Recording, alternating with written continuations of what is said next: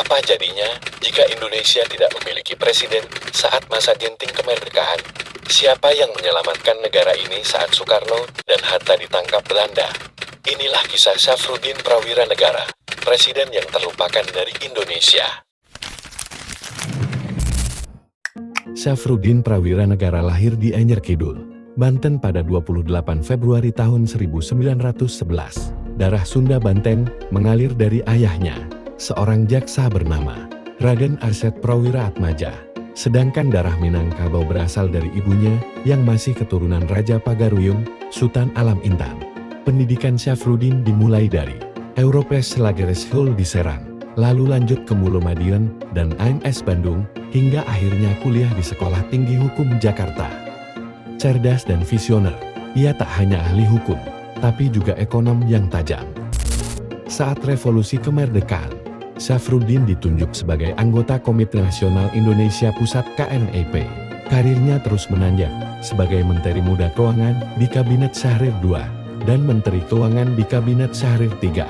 Kemampuan ekonominya diakui saat menjabat Gubernur Bank Indonesia pertama pada tahun 1953 sampai tahun 1958, mengarahkan kebijakan moneter di masa awal berdirinya negara.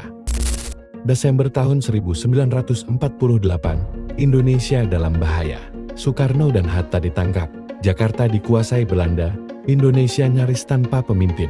Namun, sebelum ditangkap, Hatta telah memberi mandat rahasia kepada Syafruddin Prawira Negara. Jika pemerintah tidak dapat lagi menjalankan kewajibannya, bentuklah pemerintahan darurat Republik Indonesia. Dari Bukit Tinggi 22 Desember tahun 1948, Syafruddin dengan berani mendeklarasikan PDRI. Ia menjabat sebagai Ketua PDRI, yang secara de facto adalah Presiden Indonesia saat itu. Di bawah kepemimpinannya, Indonesia tetap memiliki pemerintahan terpusat, menyatukan perlawanan rakyat, dan memberi arahan kepada diplomat di luar negeri. Berkat PDRI, klaim Belanda bahwa Indonesia sudah tidak ada terbantahkan. Setelah agresi berakhir, 13 Juli tahun 1949, Syafruddin mengembalikan mandatnya kepada Soekarno. Namun, gelar presiden tak pernah disematkan padanya, ia hanya dikenang sebagai Ketua PDRI. Kontroversi muncul ketika ia terlibat dalam pemerintahan revolusioner Republik Indonesia, membuatnya dipenjara hingga tahun 1966. Meski begitu, jasa-jasanya tak bisa diabaikan begitu saja. Syafruddin meninggal pada 15 Februari tahun 1989 di usia 77 tahun.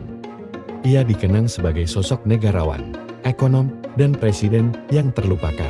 Pada 7 November tahun 2011, Syafruddin Prawira Negara resmi ditetapkan sebagai pahlawan nasional.